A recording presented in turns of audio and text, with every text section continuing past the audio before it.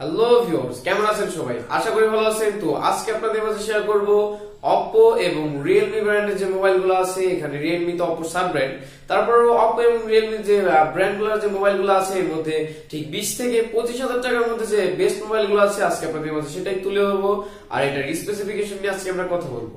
তো বরাবরের মতো দেখছেন মিস্টার অ্যান্ড্রয়েডে, আমি আফরান। সো দেরি না করে চলুন মোবাইলগুলো দেখা যাক।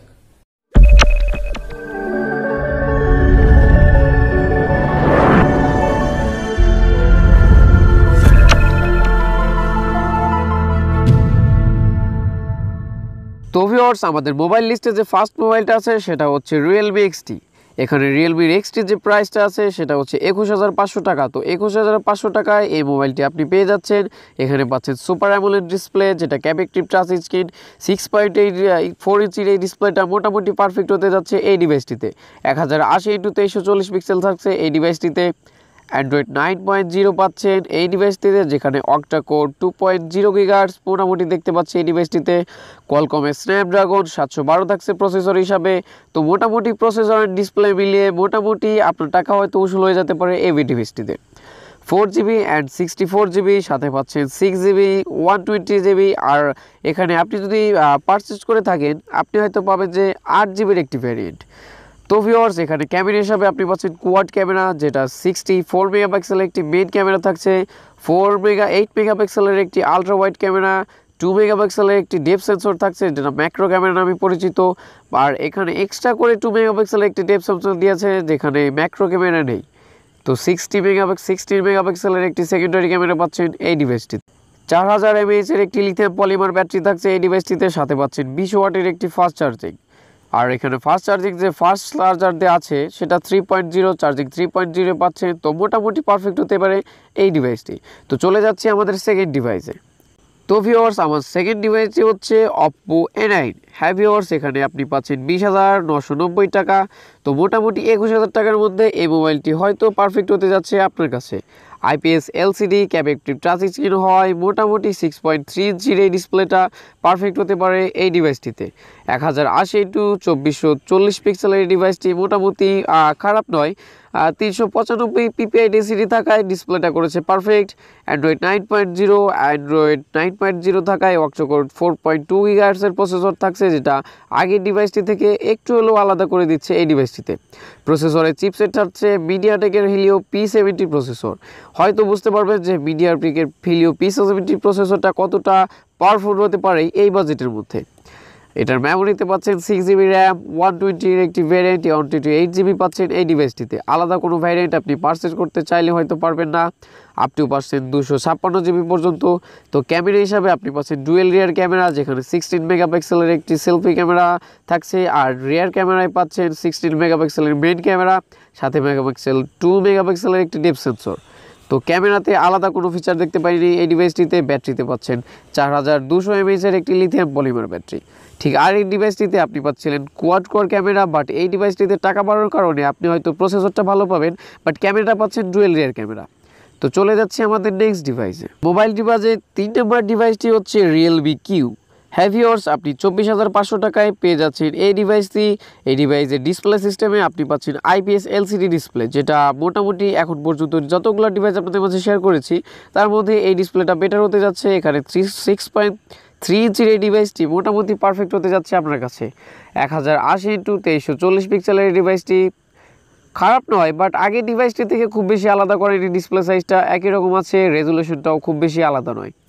409 PPI ডেন্সিটি, যেটা কর্নিং গরিলা গ্লাস 3+ সাপোর্টেড। আর এখানে কর্নিং গরিলা গ্লাস C3 হয়, মোটামুটি এই ডিভাইসটা পারফেক্ট হতে যাচ্ছে আপনার কাছে। অ্যান্ড্রয়েড 9.0 অক্টা কোর 2.2 গিগাহার্টজের এই প্রসেসরটি খারাপ নয়, বাট আগের ডিভাইসটি থেকে খুব বেশি আলাদা করেনি, ঠিক আগের মতোই বলে যাচ্ছি। কোয়ালকমের স্ন্যাপড্রাগন 712 পাচ্ছেন, যেটা প্রসেসরের চিপসেট হিসাবে থাকছে। তো খুব বেশি একটা আলাদা নয়। র্যাম হিসাবে আপনি পাচ্ছেন 4GB র্যাম, 64GBর একটি ভ্যারিয়েন্ট, সাথে পাচ্ছেন 6GB র্যাম। এখন 128GB পর্যন্ত সাপোর্ট এসে এই ডিভাইসটিতে। পারচেজ করলে আপনি হয়তো পাবেন 8GB RAM. Quad core camera থাকছে এই ডিভাইসটিতে, 48 মেগাপিক্সেলের একটি মেইন ক্যামেরা, সাথে পাচ্ছেন 8 মেগাপিক্সেলের আলট্রা ওয়াইড ক্যামেরা, 2 মেগাপিক্সেলের একটি ডেপথ সেন্সর থাকছে যেটা ম্যাক্রো ক্যামেরা নামে পরিচিত, আর 2 মেগাপিক্সেলের একটি ডেপথ সেন্সর এক্সট্রা করে দিয়েছে। 16 মেগাপিক্সেলের একটি সেলফি ক্যামেরা পাওয়া যাচ্ছেন এই ডিভাইসটিতে। ফিঙ্গারপ্রিন্ট আছে যেটা রিয়ার মেথড, এখানে সেন্সর তেমন কিছু দেখতে পাইনি আলাদা করে। 4035 এমএএইচের এই ব্যাটারিটি আপনাকে ওয়ান ডে ব্যাকআপ না হলেও 6 থেকে 7 ঘন্টা ব্যাকআপ যদি রেগুলার ইউজ করে থাকেন পেয়ে যাবেন এই ডিভাইসটিতে। তো চলে যাচ্ছে আমাদের নেক্সট ডিভাইস। 29,900 টাকার মধ্যে আপনি পেয়ে যাচ্ছেন এই ডিভাইসটি।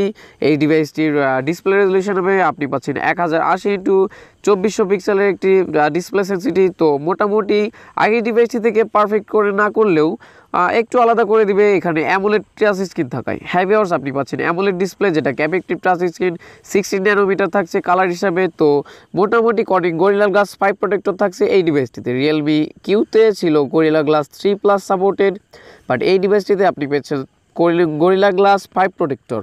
প্ল্যাটফর্ম হিসাবে আপনি পাচ্ছেন অ্যান্ড্রয়েড 9.0 যেটা কালার ওয়েস ভার্জন পাবেন, যেহেতু অপ্পো F15 করেছে এই ডিভাইসটি।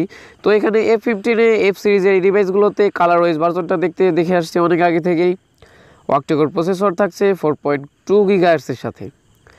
মিডিয়াটেকের M67671 থাকছে এই প্রসেসরটিতে। চিপসেট হিসাবে আপনি পাচ্ছেন হিলিও P70।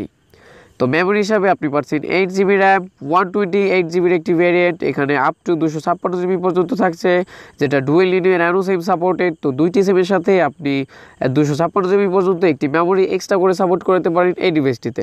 তাছাড়া আলাদা কোনো ভ্যারিয়েন্ট দেখতে পাইনি এই ডিভাইসটিতে। ক্যামেরা হিসাবে পাচ্ছেন কোয়াড কোর ক্যামেরা যেটা 48 মেগাপিক্সেলের একটি মেইন ক্যামেরা, ওয়াইড ক্যামেরা থাকছে এই ডিভাইসটিতে।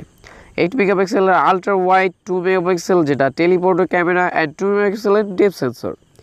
সেকেন্ডারি ক্যামেরায় আপনি পাচ্ছেন 16 মেগাপিক্সেলের একটি সেলফি ক্যামেরা, 2160 পিক্সেলের 30 fps সাপোর্টেড একটি ভিডিও শুটিং সিস্টেম পাচ্ছেন এই ডিভাইসটিতে। ফিচার হিসাবে আপনি পাচ্ছেন ফিঙ্গারপ্রিন্ট সেন্সর যেটা আন্ডার ডিসপ্লে। এর আগের ডিভাইসটিতে রিয়ার মেথড ছিল, তো এই ডিভাইসটিতে 5 হোল ডিসপ্লে না করায় আন্ডার ডিসপ্লে দিয়ে দিয়েছে, যেটা ফিঙ্গারপ্রিন্ট সেন্সর জাস্ট আপনার ডিসপ্লের উপরে আঙুলটা ছোঁয়ানো মাত্রই আপনি ফিঙ্গারপ্রিন্ট সেন্সরের সাহায্যে অনেকটা ইজিলি আনলক করতে পারেন আপনার ডিভাইসটিকে।